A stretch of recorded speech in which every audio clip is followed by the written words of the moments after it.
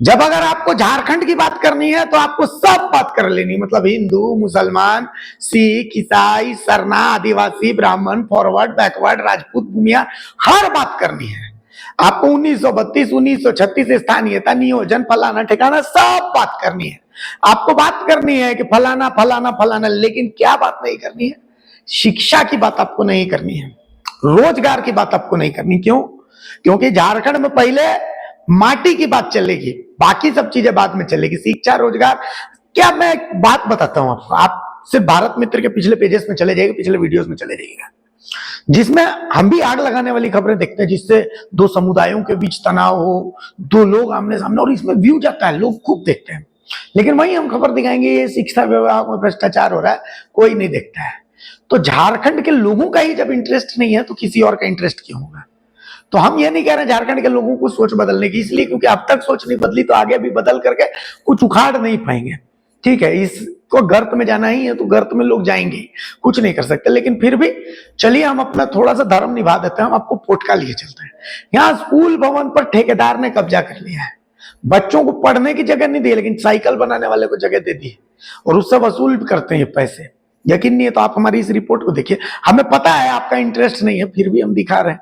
ऐसा है कि दिन भर हमें भी निकालना है, खबरें लानी है आपके सामने, तो इसीलिए हम भी धान घास काट दे रहे हैं। बहुत इंटरेस्ट हम भी अब इसमें नहीं लेते, हम भी सिर्फ आग लगाने वाली खबरों में इंटरेस्ट लेते हैं, क्योंकि आप लोगों को इंटरेस्ट उसी में। बहरहाल पोटका में शिक्षा विभाग का हाल देख लीजिए। ये तस्वीर उस जगह की है जहां झारखंड का भविष्य बनता है, लेकिन जरा इस जगह को गौर से देखिए। क्या लग रहा है कि आप किसी स्कूल की तस्वीर देख रहे हैं?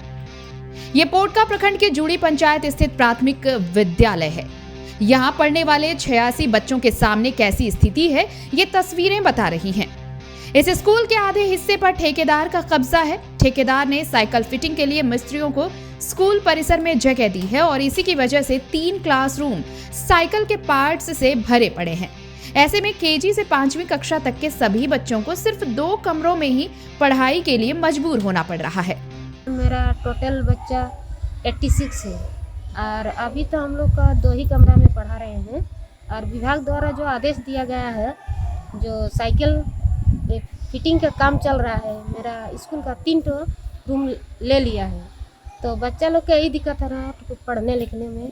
और शौचालय थोड़ा गंदा कर रखा हुआ है, ये लोग शौचालय के उपयोग कर रहा है।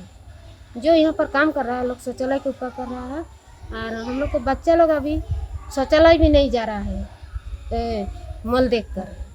थोड़ा यही दिक्कत हो रहा है। और थोड़ा इधर वाला जो बिल्डिंग है, ये वाला बिल्डिंग का थोड़ा ऊपर तरफ से प्लास्टर छोड़ रहा है, तो इसीलिए हम लोग ये वाला रूम में नहीं बैठाते हैं। अभी सिर्फ यही 2 ही कमरा में बैठा रहे हैं, केजी से 5 क्लास तक।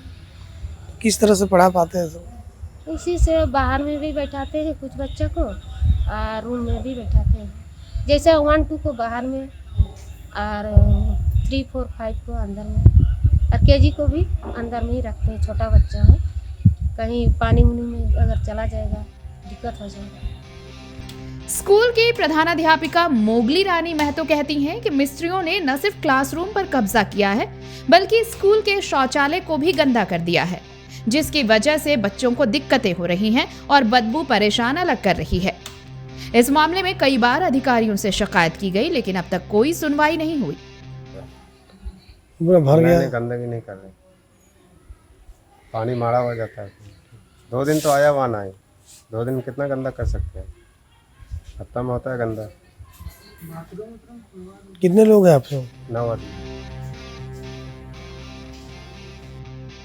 इधर cycle fitting incharge Mohammad Imtiaz का दावा है कि वो परिसर स्वच्छ रख रहे हैं, और ये तस्वीर देखकर आप उनके दावों को समझ सकते हैं। लेकिन ये स्थिति न केवल बच्चों की पढ़ाई प्रभावित कर रही है, बल्कि उनकी सेहत और स्वच्छता पर भी सवाल उठा रही है। अभिभावक और शिक्षक इस मामले में लगातार कार्रवाई की मांग कर रहे हैं, ताकि बच्चों को सुरक्षित और स्वच्छ माहौल में पढ़ाई का अवसर मिल सके। पोटका से द भारत मित्र के लिए शंकर गुप्ता की रिपोर्ट। अगर खबर पसंद आए तो आप QR स्कैन कर दें हमारा साथ।